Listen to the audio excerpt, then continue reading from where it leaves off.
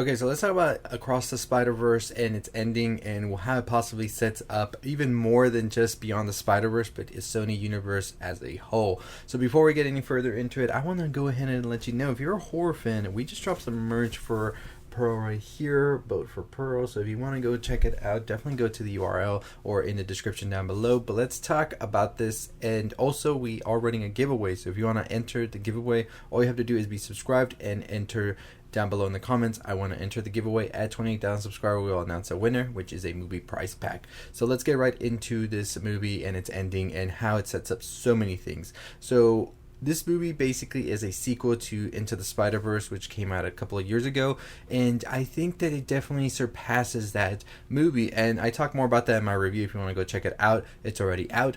But this movie is insane what it does. So we sort of start the story by going into Spider-Gwen's past and everything that happened with Peter and her father, who of course is the captain of the police force, who thinks that Spider-Woman was the one that murdered Peter Parker.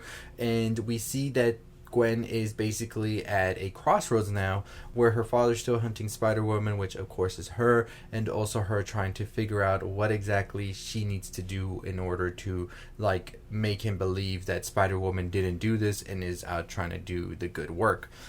Throughout this whole thing, a vulture appears, which comes from another timeline, a more older timeline, I think like from Leonardo da Vinci's time. And this vulture is just out there confused about what's happening and all of that. Spider-Gwen, of course, is no newcomer when it comes to multi-dimensional beings coming from other dimensions and all of that. So she's kind of getting the hang of it, trying to figure out what to do. But then we see that another spider person comes through, which is Miguel O'Hara, and he is trying to say, I got this, you can stop this already, I'm going to take care of all of that. You and your friend did a lot back then. Of course, talking about the multidimensional aspects of Into the Spider-Verse, where we saw time and everything and dimensions rip apart with everything that happened with Kingpin, of course. So Miguel is trying to figure out how to keep all of this in balance himself alongside some other spider people, and we meet another one, which is Jessica Drew's Spider-Woman, who comes through in a motorcycle and everything, helping Miguel. By the end of it, they are able to capture the vulture, and then about to leave when we see that Captain Stacy confronts Spider-Gwen and is about to get her, and then Gwen takes off her mask, revealing to him for the first time that his daughter is in fact Spider-Woman. Kind of shocked at first, but then he is like, no, I'm still taking you in regardless if you're my daughter. This leads to a case where Miguel O'Hara and Jessica Drew decide to take Spider-Gwen with them to help with the whole multidimensional things. We then cut to Miles, who is now sort of getting the hang of being Spider-Man and being more of this person who is trying to do both school, Spider-Man, and family, and it's kind of like getting a little bit too much for him. We can see trying to juggle all of these roles while keeping his identity a secret, not only to the world but also to his family. Eventually we see him take on the Spot, which is a villain. At first you see that is not really that much of a villain, it seems, and is more of a little bit of a goofball. Eventually we find out that this villain was in fact a casualty of what happened in the first movie and blames Miles for everything due to the reactor and everything that blew up in the first movie. And that's the reason that the Spot became the Spot and is able to use these holes to sort of travel through. And it kind of is like those cartoons where they would put a hole and you put your hand in and it would come through another side. That's his whole power and shtick. We see that Spider-Man and his dad, the captain, well, right now he is the lieutenant, are trying to take down the Spot. The lieutenant doesn't know that that is his son, however, Miles. And eventually we see the Spot gets taken out by his own self as he kicks a hole, and then it kicks him, and then it puts him into the hole, and he sort of went into all of his holes. And there's a lot of talk about holes in this movie. But yeah, eventually Miles is now trying to figure out things, and we see that everything's getting the best of him as he's trying to go to a new school and all of that. That's when Spider-Gwen comes into his world, who he hasn't seen in a while, and she's basically like, came to visit you, we're doing all of these things, but you can't come along, and I'm just here for a limited time. So after we see that her and Miles part ways, we finally see that Miles realizes that she is on a mission and she is out to get the Spot. Miles then overhears a conversation that she has with Jessica Drew about how she wasn't supposed to see Miles and that she still went to go see him regardless. And this is the reason now the Spot has seemingly become a little bit more powerful and is actually trying to now navigate himself to become the villain that he says is deserving of being a villain.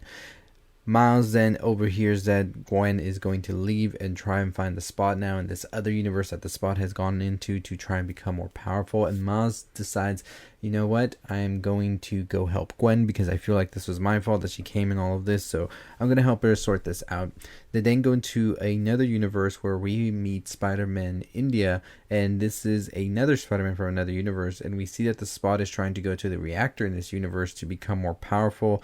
Eventually, we see that he is successful in doing this and does become more powerful as we meet Spider-Punk as well, named Toby, who Spider-Gwen seems to have a thing with, it seems, or they're friends. This is something that has been bugging Miles throughout the whole movie. We then see that they are all taken by the Spider People, including Jessica Drew, to Spider-Man 2099, which of course is Miguel O'Hara. And this is where Miles is explained that they are trying to fix all the anomalies and everything going on in the universe. We meet all of the Spider People here that include the Insomniac Spider-Man, even get glimpses at Andrew Garfield Spider-Man, Tobey Maguire Spider-Man. All of the Spider-Men that you can think of are here. Even T-Rex Spider-Man is here, and they are all trying to figure out how to fix what is going on. We also get a quick look at Prowler, who was played by Childish Gambino, but in that Tom Holland movie, we saw that he was being just regular Aaron Davis, not the Prowler yet. So it seems that they might be working their way up to having this live action Prowler in the Sony universe, as we heard that there is a Miles Morales live action on the way. So definitely a lot to be excited for right here. We then get Miguel O'Hara, who confronts Miles about everything that has happened before Peter reveals himself, who we haven't seen since the first movie, now with a baby, and Mayday Parker is here, spider mask and all.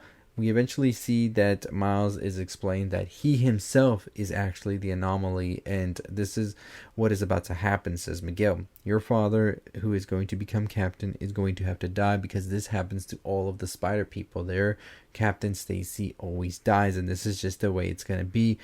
We learn that Miguel had tried to tamper with the multiverse at a point in order to give himself a family in the universe where his self in that universe had died, so he tried to fill in the gap himself, and he went into that universe. Eventually it all like colluded on itself, and this is like basic multiverse things that we've seen in other movies as well, but I think the way it's explained here really is a very good explanation. We learned that Miles had actually disrupted a canon event, as they call it, when he saved the people in the Indian Spider-Man's universe, because that captain was supposed to die, but he didn't because Miles saved him. And so according to Miguel, that whole world is going to implode on itself now. We do have the Spot, who is powerful enough now to take on, it seems, anybody. And this is when Miles gets a whole vision of his father dying due to the Spot. So Miles is trying to go back to his own world in order to save his father, but Miguel is not going to allow this because he says it needs to happen. And in the first place, Miles is an anomaly to Miguel. So it's even worse now that Miguel is seeing that Miles is trying to create something else that create a disruption in itself. So he sends all the Spider People out to go get Miles, and we see one of the most insane and beautiful chase sequences we've ever seen in a comic book movie, as they are all trying to capture Miles now.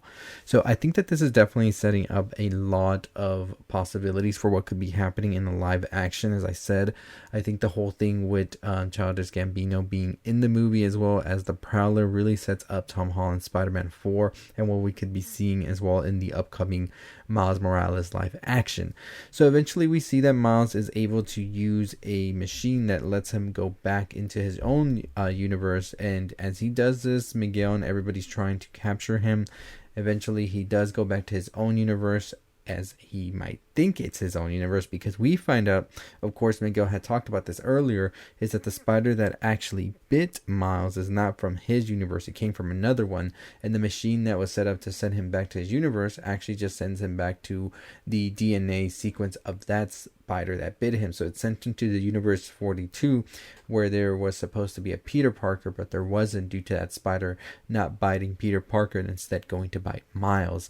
So this is the reason then we see that when Miles arrives here, his father's actually already dead, because this is a whole other universe, and we see his uncle then takes him and chains him up. Aaron Davis is alive here, and he says, "You're the Prowler," and he says, "No, I'm not.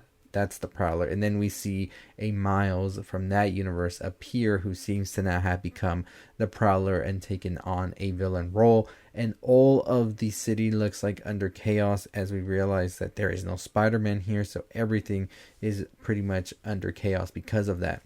On the other hand, we have Gwen, who now has been reprimanded by Miguel and everybody involved, sent back to her own universe, and she is now going to have to suffer everything that happens here, because as we know in the previous part, before she got sent here, she had actually been confronted by her father and revealed the truth. But it seems that everything is going to be okay, that he understands everything, and he doesn't really fully comprehend it, but he realizes that his daughter wouldn't do that to Peter. And now we see that he also got a visit from Hovey earlier on, who brought Gwen the little watch that she used to travel around the universes and everything that she had been taken from. So it seems that Hovey had paid a visit to Captain Stacy earlier, maybe knowing what was going to happen, because we had seen that Gwen Stacy's whole watch and everything that she was using to time travel, well, dimension travel, all of that had been taken from her and sent back to the universe. So now he was able to give her, or leave her, a watch that she can use in order to go help and save Miles. Now she eventually does use this, and Hovey of course had helped Miles escape earlier, so Hovey's the good guy right here. So we see that she does travel to his universe, but then realizes that he is not back in this universe, and then she realizes the whole sequence with the spider and everything sent him back to that universe 42, and so now she has to assemble a team to go save Miles, which includes a lot of the spider people we saw in the first movie, as well as Hovey and Mayday Parker now, who are going to go save Miles from himself. So that's pretty much how we end right here, and I thought it was a great ending, honestly. Really left you with your jaw on the floor as we saw that Miles is now captured by his own self, and it seems that it's going to be a little tricky to try and save Miles now in this whole predicament where he's trying to save his father as well from the spot that's going to be explored in Beyond the Spider-Verse. And I think we are on the verge of a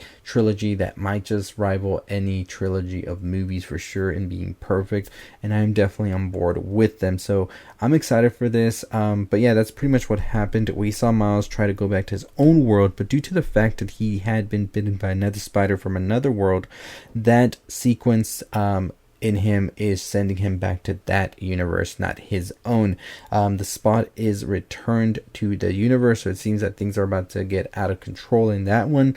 But it looks like Gwen and the other spider people are going to try and get Miles back as quick as possible in order to save him and his father and all of the universes. But on the top of all of that, you have Miguel O'Hara, who is hunting down Miles and needs the spot to do this in his eyes, because this is the way the algorithm is built, and it has to work in that way, or else things could fall apart. And so you have this big battle that's about to ensue here with all of these characters and so much on the line, and I am definitely ready to see what happens. But I will make another video talking about how all of these spider people and everything involved here is sort of adding to these new movies that are coming out with Madam Web, as well as the other movies with the Miles Morales live action and Tom Holland Spider-Man 4. So stay tuned for that video. I will be doing a review that's already up if you want to go check it out. And as always, that is going to do it for me. We are running a giveaway. If you want to check out the giveaway, make sure you are going to the channel, subscribing, commenting below, I want to enter the giveaway. That gets you an entry into the giveaway. And then also we are having our merch for Boat for Pearl, which you can go check out. So description below or on the title or on the screen here, go check it out. As always, I'll see you next time. Stay safe, stay positive.